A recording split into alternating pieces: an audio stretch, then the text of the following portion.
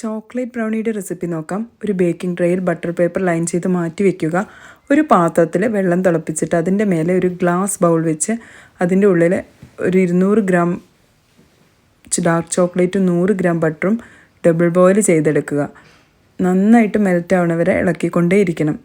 നന്നായിട്ട് മെൽറ്റായിട്ട് വരുമ്പോൾ അത് തണുക്കാൻ വേണ്ടി മാറ്റി വയ്ക്കുക. വേറൊരു പാത്രത്തിൽ 1 കപ്പ് പഞ്ചസാര, പകുതി ബ്രൗൺ ഷുഗറും പകുതി വൈറ്റ് ഷുഗറാണ് ഞാൻ എടുത്തിട്ടുള്ളത്. വൈറ്റ് ഷുഗർ മാത്രം എടുത്താലും മതി.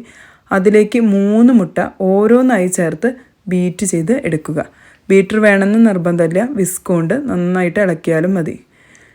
നന്നായിട്ട് ബീറ്റ് ചെയ്ത ഈ മിക്സിലേക്ക് 2 ടീസ്പൂൺ വാനില എസൻസും ചേർത്ത് ഒന്നും കൂടി ബീറ്റ് ചെയ്ത് മാറ്റി വയ്ക്കുക. പിന്നീട് ഈ മുട്ടയുടെ മിക്സ് നേരത്തെ തയ്യാറാക്കിയ ചോക്ലേറ്റ് സിറപ്പിലേക്ക് ചോക്ലേറ്റ് ആ ഒരു മിക്സിലേക്ക് ചേർത്ത് ഒന്ന് ഇളക്കിയെടുക്കുക. നന്നായിട്ട് ഇളക്കണം. അത് പതുക്കെ വേണം ഇളക്കാൻ.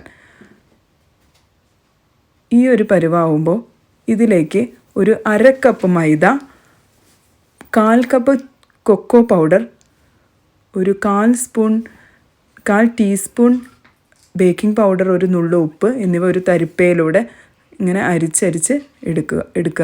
അതിനുശേഷം അതും ചേർത്ത് നന്നായിട്ട് മിക്സ് ചെയ്യുക.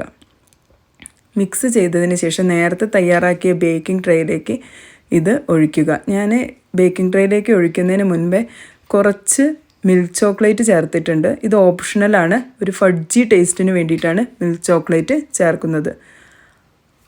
അതിനുശേഷം ഇത് ബേക്കിംഗ് ട്രേയിൽ ഒഴിച്ചിട്ട് ഒരു 180 ഡിഗ്രി സെൽഷ്യസിൽ ഒരു 35 മുതൽ 40 മിനിറ്റ് വരെ ഞാൻ ബേക്ക് ചെയ്തിട്ടുണ്ട്. ഓവൻ വേണമെന്ന് നിർബന്ധമില്ല. സാധാരണ കേക്കൊക്കെ അടുപ്പിലുണ്ടാക്കണ അതേ മെത്തേഡിൽ ചെയ്താൽ മതി. നല്ല ടേസ്റ്റി ആയിട്ടുള്ള ചോക്ലേറ്റ് ബ്രൗണിയാണ്.